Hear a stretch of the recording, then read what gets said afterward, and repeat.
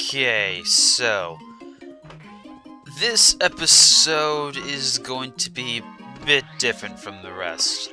Again, this one is post-commentary because the audio from the previous episode did not quite function the way it was supposed to. Oh, hey, I believe we're returning the storeroom key. Yes. But there is another issue I need to address now that I'm on the subject. My inventory. I am carrying 2 life shrooms in my inventory. And the rules stipulated, as I later learned, later rediscovered rather, that I'm not supposed to carry life shrooms at any given point in time. As a result, that is strike 3. And now I am going to have to pay a penalty. Now, yeah, there are the life shrooms right there. And I'm getting a toy train. Well, I'll talk about the toy train now, because we're getting it. The toy train is a useful item that we can get for the next chapter. Throw away the life shrooms, you moron. Throw it away! Throw it away past... Oh, stupid. Okay. So... Yes, in regards to the life shrooms and the strike 3. Because of the fact that I have gotten those particular life shrooms, and because I have made a 3rd strike, the first one being the Condor boss fight, and the other life shroom, the episode prior to this, without me remembering, there is going to be a penalty inflicted upon me in the next episode. What is the penalty? Well, that's where you, the viewers, come in. I recall in the previous episode there was one viewer, Heon. I recall that one particular comment because it terrified me. Talking about Portal 2 and how I should replay the entire co-op with him. That's not going to happen. Oh god. It's not going to happen because I can't impose Exotray to do something with me because of my failures. Yeah, it's time to initiate what will probably be the next strike right here. Right, so this is... It's Dark Guy, I think?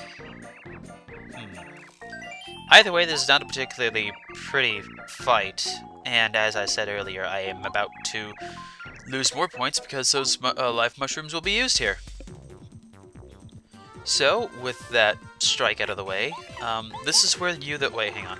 This is an anti-guy. His attacks are so intense, he's also called a deadly guy. Max HP 50, attack power 10, defense 0. His attack power is 12 when he does an acrobatic attack. Better take him seriously. But yeah, this guy, before forgetting the fact that they were banned, I assumed that having life shrooms would be a good tactic, and ordinarily it would be. If you were doing a challenge like this. See, that's 11 HP. I don't even know how I'd handle this guy without those life shrooms. So unfortunately, this battle is kind of a mismatch because of the fact that the rules didn't quite go as they were supposed to. Instead, what I am going to direct to you, the viewers, is that you guys have to impose a new rule at me. The rule cannot be something that forces somebody else to play with me, because it wouldn't be fair to them to have to obligate them to do something because of my shortcomings, nor would it be anything in a different game, like, say, I can't do a different challenge in Portal 2 because of this. I would like to instead impose the fact that you, the viewers, would vote, or rather suggest to me another rule that I would have to obey in this series.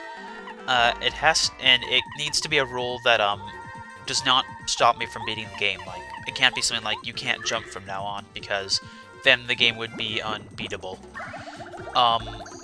It needs to be a rule that allows the game to still be beatable, and other than that, you can suggest anything.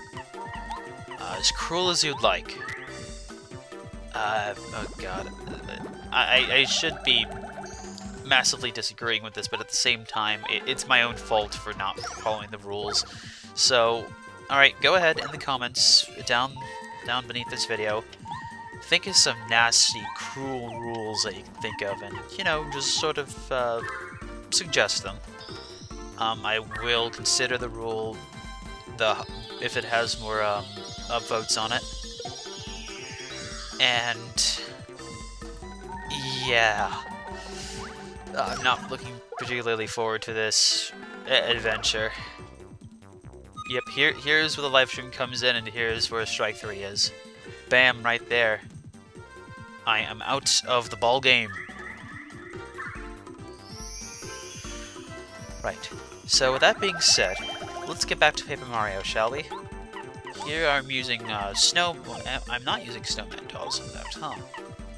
Oh, I'm using the Power Smash. I think it's just because I knew that you're not allowed to use any status effect elements on mini bosses, so I did remember that rule. It was just that I'd completely forgotten the. Yep, there's Strike 3.5, 3.2, perhaps. At least I'm getting a refund. But yeah, think about it. I wonder how many of you would actually remember that rule if I hadn't have directly stated it.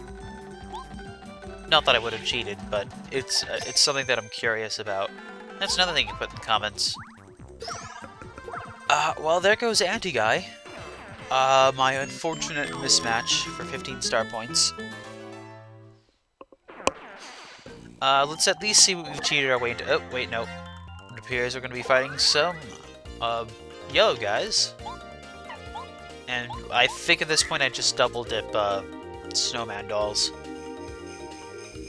That refund badge has been pretty helpful in the cause of allowing me to keep up a steady supply of items for this particular challenge. Oh wait, no, I didn't double dip on the things. Okay. Strange as that is.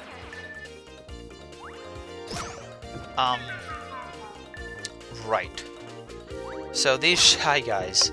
This, I think, is where the game really, truly starts to get difficult following this particular challenge. And in regards to this chapter, it's not really even my favorite. I would have to say it's my second to least favorite in terms of the stuff that this game provides. Chapter 6 is my least favorite, for reasons you'll see later. But this one, I think it's just about, the reason why I don't like it is because of... Oh, wait, hang on. Okay, this is the Power Plus badge. You jump and hammer attacks go up by 1. And there might very well have been a rule against ever using a badge like that as well. Hang on, I'm post-commentating right now. I can afford to go ahead and look at the various things that I'm doing right here. Oh, hey, new enemy. Court Jesters. They're kind of normal, except they dance for their attacks, and they can summon enemies, which is very not fun, to say the least.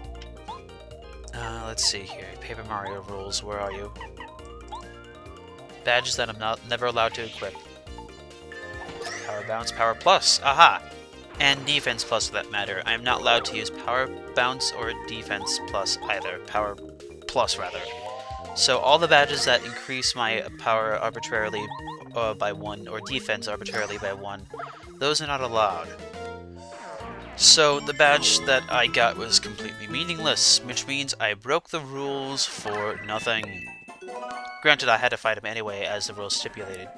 So it was all kinds of failure right there. At the very least, over here is an item room in which you can fight cowering Shy Guys, into retrieving their items. And this particular item that these two Shy Guys are holding is called Cake Mix. This is the only place in the entire game in which it can be found, so that is what this room is for. Cake Mix is a cooking ingredient. You can bring in a Tasty and she will make you something. However, at this point you have not retrieved your frying pan from these thieving Shy Guys, and as such, the Cake Mix will be meaningless. It will serve its purpose later on, for anyone who's not doing this challenge, but since the challenge stipulates that I'm not allowed to cook anything and eat any cooked items, or rather the rule is I cannot eat cooked items. I think I can still cook things for demonstrational purposes, but for that purpose I cannot actually enjoy the benefits of the Cake Mix. God, these rules, I swear. Pretty sure they were deliberately made just to make this particular challenge more of a frustrating experience. Pretty sure a lot of my viewers have wanted that since I played my Portal Let's Play. Watching me derp around, it's like, oh, okay, this guy can suffer. Let's make the dude suffer even more because he's Ardwick. That's how we'll punish him for not releasing Earthbound Animated, even though he has been so busy with other projects. Okay, rant over. I believe since items are expensive and because we just want to get some additional things over here, we are getting more items such as the Fire Flower, because that will prove useful against other such enemies in here. Most likely. I mean, by this point the Fire Flower is a bit obsolete because these enemies are particularly powerful. I would say more like Thunder Rage would do the job here, but even then it would still bring their HP down to 1 as opposed to 0. And unlike Paper Mario 2, your partners cannot use items. I think there actually is a badge that lets Paper Mario partners use items. I know there's definitely one that lets them focus. If there's one that lets them use items, then they become immensely more useful. I don't remember if there is, though. I could have sworn that there was, but there probably isn't, because that would be game-breaking. Right, so the toy train we got earlier. By throwing that inside the box... By throwing that inside the box, we have allowed ourselves to get some more further transport in the toy box. However, it appears as though I am taking a side detour to get something else done. What was passed me up to? Alright, he was going to go to Tasty's thinking that he could use the cake mix, but to no avail because the pot is missing. For some reason I thought I got it earlier, but alas, I am wrong. However, I did get the calculator from the other room, the one with the cake mix in it, and that calculator is needed to get this all-important badge shop started up again. So you give him the calculator like this, and he's all happy. And then you get a reward in return, the I Spy badge. It'll make a sound whenever there's a hidden panel, which always contains star pieces. So that is probably going to be equipped just to allow you guys to have more options in terms of what badges I can get at the trading area, at, you know, the summit. I took off that badge arbitrarily and decided to switch to I Spy because I thought that would be more useful for that benefit. Another thing I noticed is that my badge power is currently... Oh wait, hang on. New things here. We learned from when we were running around the tree that if we spin jump 3 times, we get a surprise here, which turns out to be a badge. Oh, this badge is a quick change. I had no idea such a useful badge was in my attic. Mario, you are a very lucky man. You should put that badge on. I would if it wasn't so expensive. The quick change badge allows you to change your party member without wasting a turn. However, the badge costs... Oh, 4th. I recall, again, Paper Mario 2, that badge costs like 7 or something, which was not fun. But anyway, in regards to what I was saying before, we have 27 badge points. Now, this is going to cause a bit of a conundrum as well, because I can only level up to 30 badge points, and then at which point I will not be able to raise it any higher. And that comes into a problem with the game's rules, because the rules stipulate that I can only power up badge points for the remainder of my session. However, I can only leveling up one more time will max out those badge points, and at which point I will no longer be able to be allowed to do so. So that's another rule that I would like to talk to you guys about in regards to what I should do, because after that next upgrade for the badge points, I will not be able to go any further, and I will be forced to upgrade either my FP or my HP. Now then, I would like to pass on to you viewers. What should I do in regards to that rule?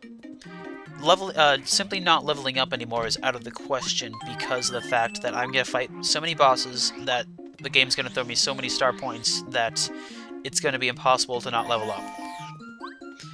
And I am also forced to fight many bosses and enemies, so that rule will not work because I am forced into fights very frequently.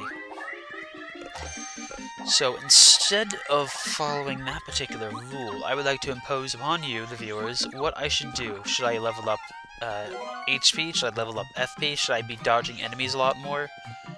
I will impose that onto you.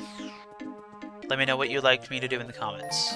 So I am making my viewers A, give me a new rule that I have to follow, and B, give me advice on FP, HP options.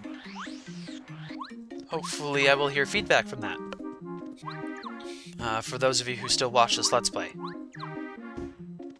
I believe I spent the rest of this episode just gathering stuff with the I Spy badge. A bit anticlimactic for all the things that are going on, but I think it makes sense because I may as well get those new rules started within the game's context as soon as possible. I don't believe there's much more to this episode from what I recall. Yes, it seems not. I believe I just go back to the Shy Guys toy box and call it quits here. Which is fair. So I think that's pretty much all I need to say about my rant. I have broken the rules, I am a terrible person, I delay a lot of things, as you guys who follow Island Madness and other such projects know. And, yeah. So that's it. I promise to obey the rules, or at least attempt to obey the rules to the best of my ability from now on. I apologize very deeply for that atrocity, and hope that you will continue to watch this Let's Play once the new rule is stipulated. Until then, I believe... Oh, wait, I think we're going to take a train? No, wait, no we're not. Because we are out of time. Until then, this is Ardwick of Annette. Stay tuned, and good night, and I'm sorry.